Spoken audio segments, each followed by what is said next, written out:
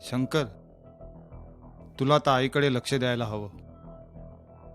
बाबांचं आकस्मिक जाणं जरी देवाला मान्य असलं तरी आपण त्याला आता काय करू शकतो. आम्ही सगळे आहोत तुझ्या पाठीशी. मला पण तुमच्या दोघांची फार आधाराची गरज आहे.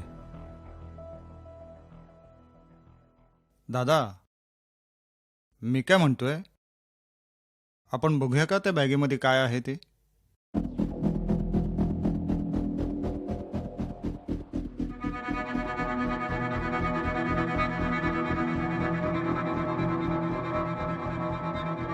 माझी काय हरकत नाही, पण आता त्या गोष्टीची गरज आहे का? आपण या गोष्टी नंतरही करू शकतो. काका, मला आजोबांचा मोबाईल हवाय. अगं थांब सोनी, मुलीच्या जातीला एवढा उतावळेपणा बरा नाही. भाऊजी, आता आपण इथे एकत्र जमलोच आहोत, तर मला एक विचारायचं होतं. मला तर असं वाटतंय आपण या घराचे हिस्से केले तर.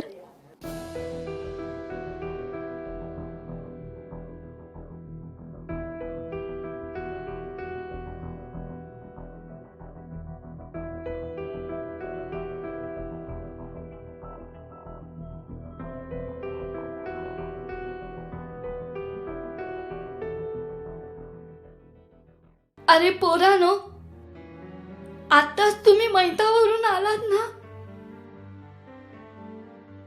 अजून त्यांच्या प्रेताची आगही विझली नाही, तर तुम्ही हिस्से मागायला लागलात.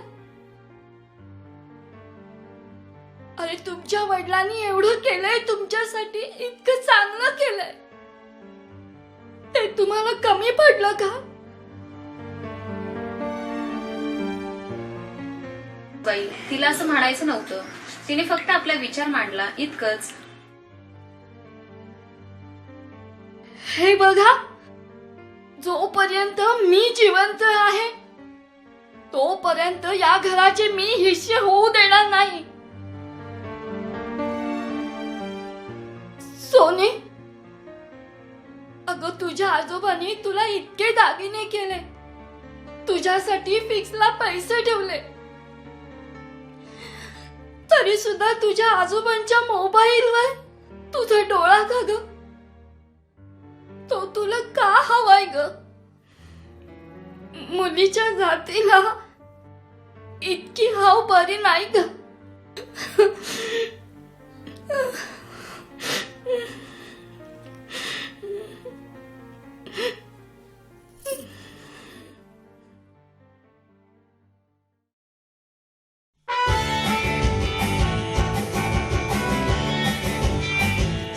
हो पप्पा, घरी जाऊयात ना. बघा ना किती वाजलेत. अरे बाळा, काय झालं? थांब ना, हा कार्यक्रम आटपला की आपण जाऊच. हा, काय रे बाळा, काय झालं?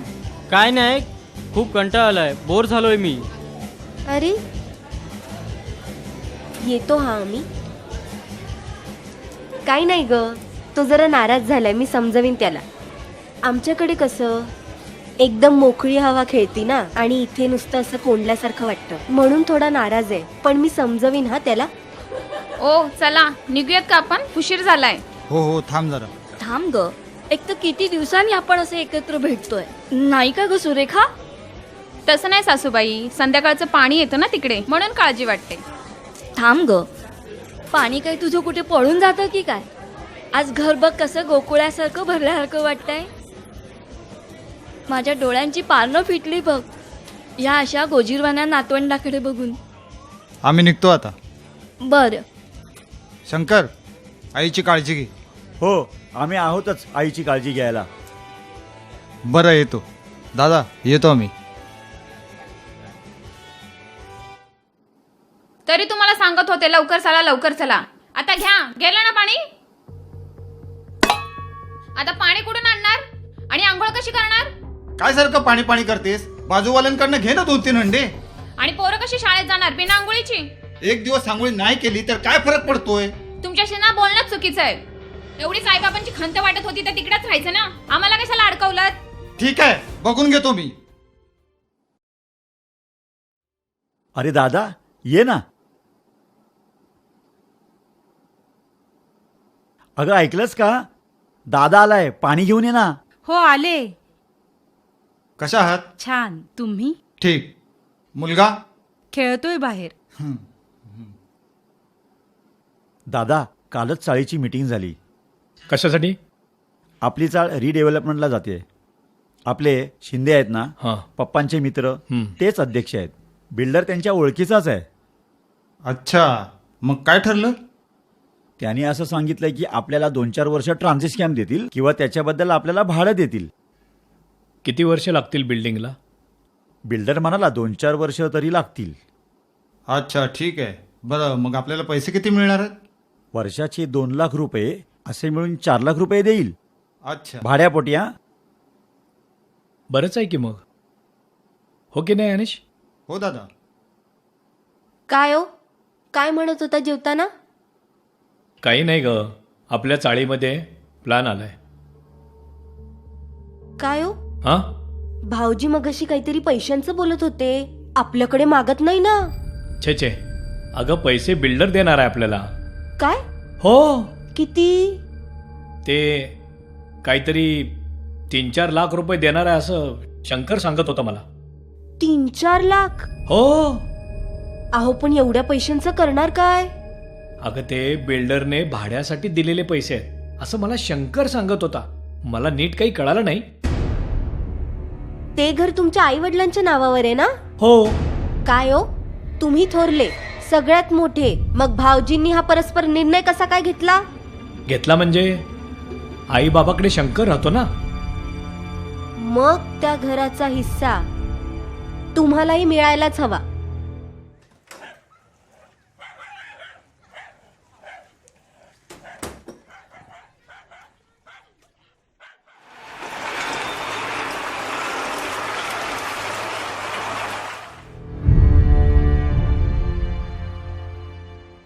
काय रे, कामावरून इकडेच आलास? हो, मला जरा तुमच्या सगळ्यांशी थोडं बोलायचं होतं. काय आहे, मी पण घरातला मोठा मुलगा असल्यामुळे त्या कारणाने माझाही हक्क आहे.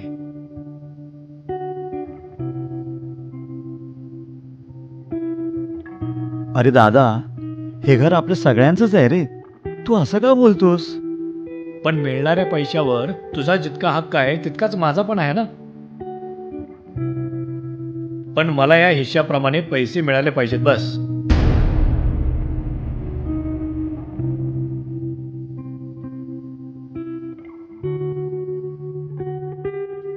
बाळा, जा बाहेर खेळ.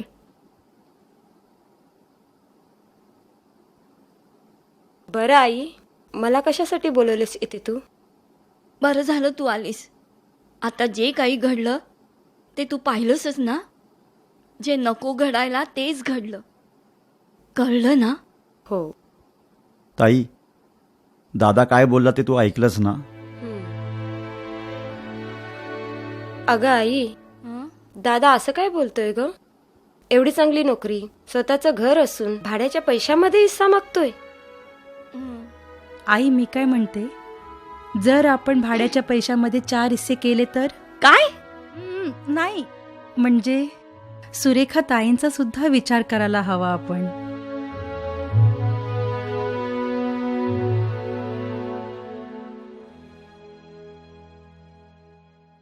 हे घ्या. गेले होते का भाऊजींकडे? काय म्हणाले? दादा काल गेला होता घरी पैसे मागायला. कसले? ते बिल्डरने भाड्याचे दिलेत ना ते. रक्कम अपेक्षापेक्षा जास्त आहे. त्यातले त्यांनी थोडे मागितले तर काय फरक पडतो? मी तर म्हणते तुम्ही पण मागायला पाहिजे. वेडी झालीस का तू? त्याने पैसे घेतले, मी पैसे घेतले, तर तो शंकर राहायला जाणार कुठे? मी काही सगळेच पैसे नाही मागायला सांगत आहे. जेवढे तुमच्या वाट्याला येतील तितकेच घ्या. हे बघ, मला त्या पैशाची काही एक गरज नाहीये. तुम्हाला नसेल गरज, पण हा जो संसार चाललाय ना माझ्या आईबाबांमुळेच. हे जे घर आहे ना माझ्या आईबाबांचं आहे. तुझे आई बाबा पैसे देतात ते काय उपकार करत नाहीत. त्यांच्यामुळेच आपला संसार चालतोय ना. हा गैरसमज मनातून काढून टाक. म्हणजे मी कमवतो त्याचं काय मोलच नाही. त्याने आपला संसार चालत नाही का? ठीक आहे, मग हे घ्या. बँकेची नोटीस आली आहे. घराचा हप्ता गेलेला नाहीये अजून ह्या महिन्याचा. आणि लक्षात असू द्या, आपण ज्या घरात राहतोय ना ते घर माझ्या आईबाबांनी घेऊन दिलंय, कळलं का? घर घेताना मात्र गुलुगुलू बोलत होता, आणि आता काय झालं? स्वार्थी कुठले? हे बघ, घर घेऊन दिलं ते काय उपकार नाही केले, हप्ते भरतोच ना मी. मग बोलून दाखवायची काय गरज आहे? हे बघ, तू जास्त बोलू नकोस हा. काय बोलली मी तुम्हाला?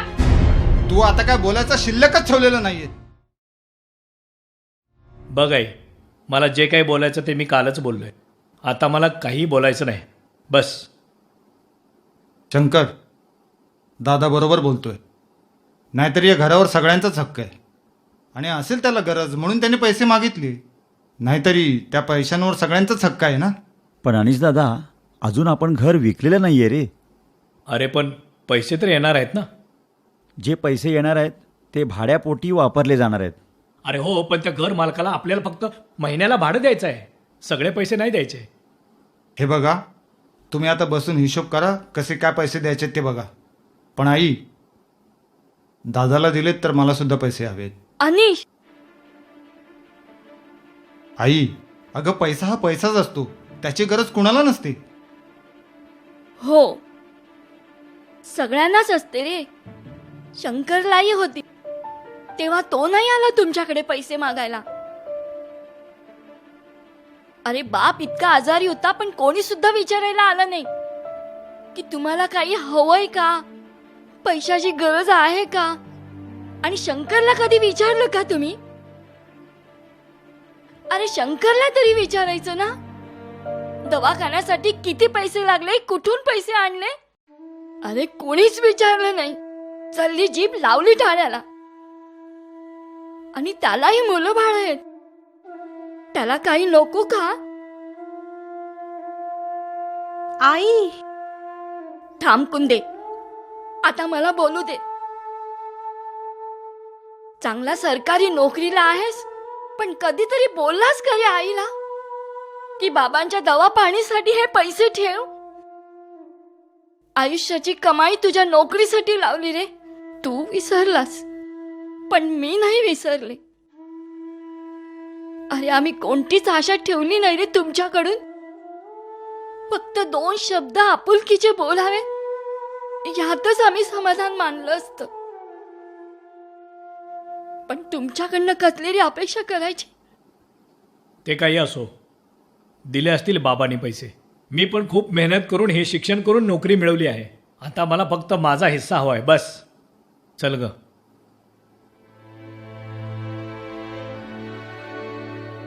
आई, दादाला जर पैसे दिलेस तर मला सुद्धा हवेत. नाही देणार.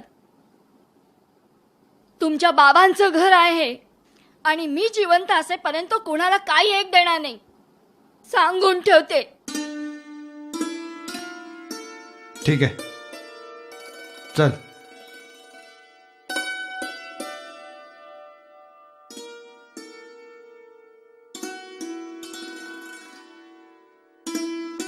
बघताय ना तुम्ही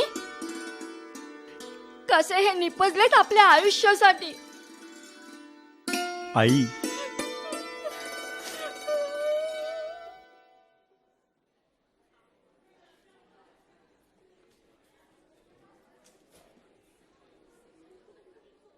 हे शंकर, या या शिंदे काका.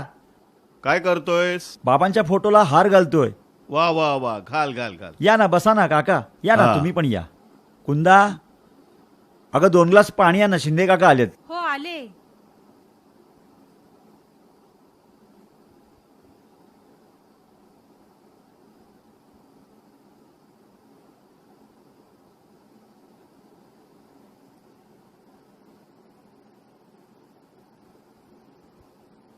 शिंदे काका, आज अचानक आलात?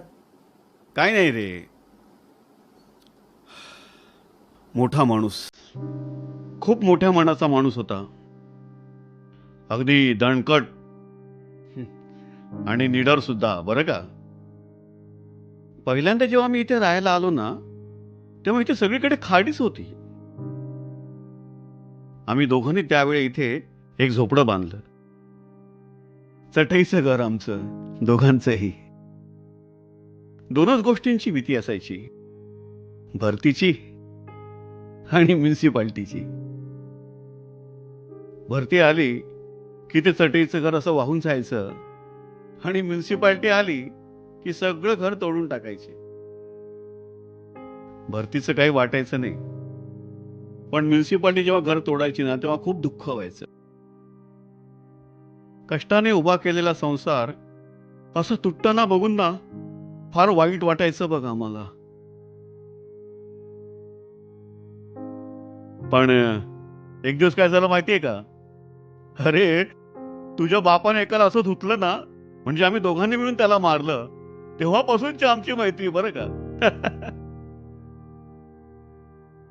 पण आज या अशा क्षणी तो असायला हवा होता. फार वाईट वाटतं मला त्याचं. आज असायला हवा होता तो. हीच एक खंत वाटते. अरे हो, आठवण झाली. हा चेक घे. कसला चेक? अरे बिल्डरने भाड्याच्या पोटी हा 4 लाखाचा चेक दिलाय.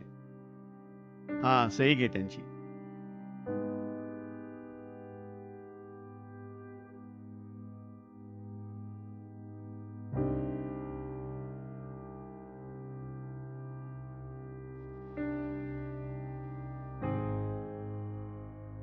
आणि हो, आपल्याला आता लवकरच इथून निघावं लागणार आहे. तेव्हा तयारी करा दुसरं घर बघायची. चला वहिनी, येतो. बरं. आई हा चेक.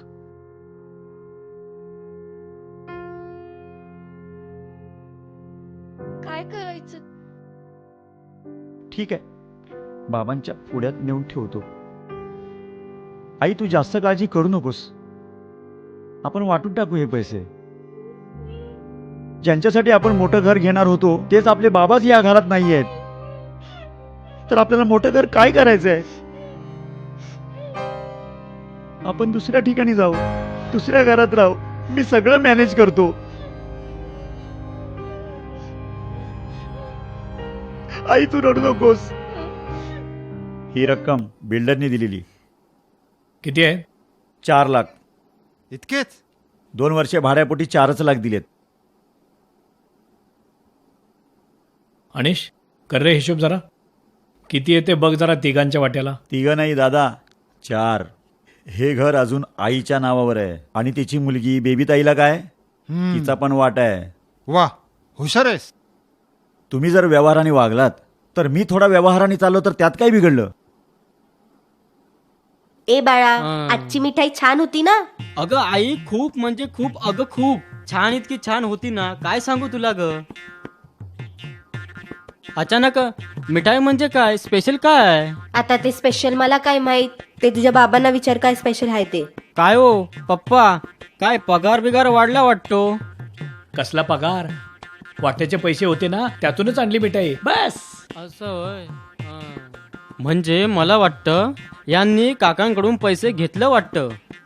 हो, मी पण घेतले, अनिशने घेतले, शंकरने सुद्धा घेतले. शेवटी ते आईनेच दिले सगळे पैसे, ते सगळ्यांना. तुला काय करायचं रे चांबर चौकशा? जा तुझा अभ्यास कर तिकडे. इथे जातो, मोठ्या जातो. माणसांमध्ये नाक खुपसायचं नाही. जा अभ्यास कर तुझा.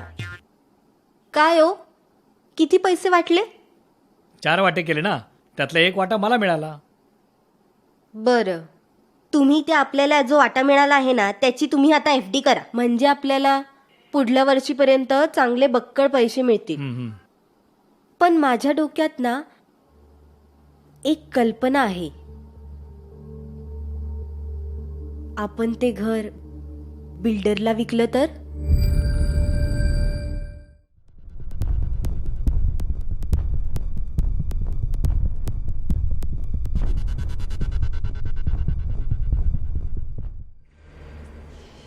कैसे आना हुआ? सर ये साइनिंग किए हुए डॉक्यूमेंट्स लेके आया हूँ और सबको चेक दे दिए है मैंने. साइन वगैरह हुआ ना सब पेपर हाँ पे? सब है. धन्यवाद धन्यवाद.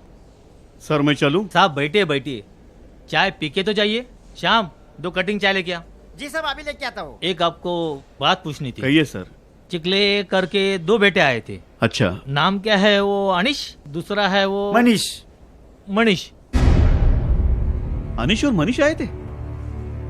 फ्लैट के बारे में कुछ तो बात कर रहे थे, फ्लैट बेचने के बारे में। और वो फ्लैट बेचने की बात कर रहे थे? हाँ जी, ऐसा ही कुछ बोल रहे थे। फिर कभी फुर्सत मिले तो चाय पियेंगे। वहिनी, अनिश आणि मनीष आले होते बिल्डरच्या ऑफिसमध्ये. हे घर विकायचं म्हणत होते. काय झालंय काय त्यांना? वडिलोपार्जित संपत्ती आहे ही, का विकायला निघतायत? काय चालवलंय त्यांनी? हा, समजाव जरा त्यांना. मी आहे तुमच्या सोबत.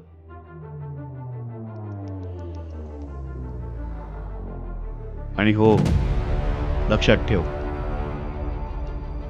तुझ्या बाबांचा आत्मा आहे या घरात.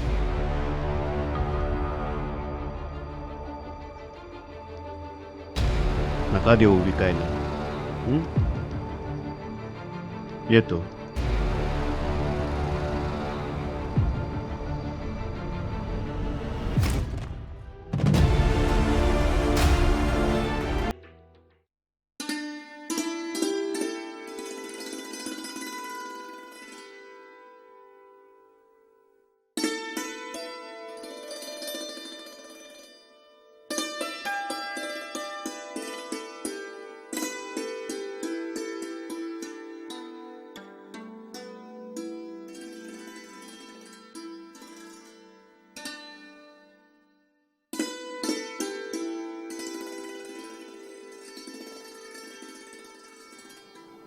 आई, अगं दादा असं म्हणत होता की तू तिन्ही मुलांकडे एक एक महिना राहा म्हणून. आता संपत्तीची विल्हेवाट लावली, आता माझी विल्हेवाट लावा. अगं आई, काय बोलतेस तू? अशी का बोलतेस? बरोबरच बोलतीये मी. एकदाचे 3 तुकडे करा आणि व्हा मोकळे. हे बघ आई, तू शांत हो. अगं दादा बरोबरच बोलतोय. तू तिन्ही मुलांकडे एक एक महिना राहिलीस ना तर तुला थोडंसं समाधान मिळेल. वा, माझ्या समाधानाची तुम्हा तिघांना फारच काळजी रे. जेव्हा बाबा जिवंत होते आणि आम्हाला तुझ्याकडे राहायची इच्छा होती तेव्हा म्हणाला माझं हिच्याशी पटणार नाही म्हणून. आणि आता पटेल का रे? अहो सासूबाई, कशाला तुम्ही त्रागा करून घेताय? तुम्ही जर आमच्या तिघांकडे एक एक महिना राहिलात ना तर तुम्हालाही चांगला विरंगुळा मिळेल. बरं जाऊ दे, तुम्हाला जर आमचं ऐकायचं नसेल ना, तुम्हाला तुमच्या मनाला वाटेल ना तसं तुम्ही करा, पण तुम्ही त्रास नका करून घेऊ.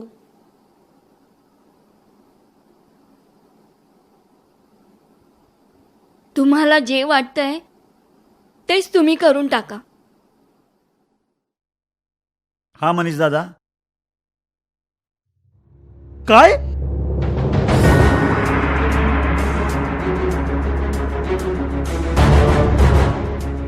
अरे कधी, कुठे आणि अशी कशी हरवली? आणि तू काय करत काय होतास? आणि हे तू आता मला सांगतोयस?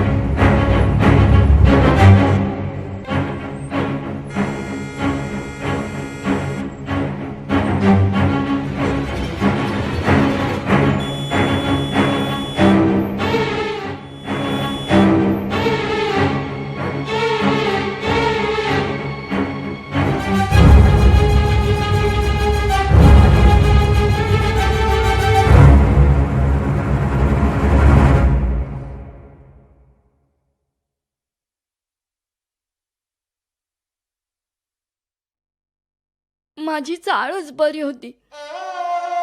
चाळीत माणसं होती, माणसात आपलेपणा होता.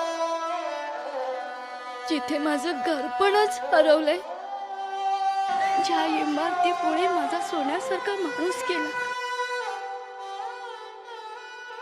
माझी तिन्ही मुलं तिन्ही दिशेला गेली. अशा या इमारतीमध्ये राहून मी करू तरी काय, जिथं या साडीचंच अस्तित्व नाहीये तिथे माझ्या अस्तित्वाचं काय? मी कुठे जाऊ जिथे माणूसपणच हरवलंय, माणूसपणच हरवलंय.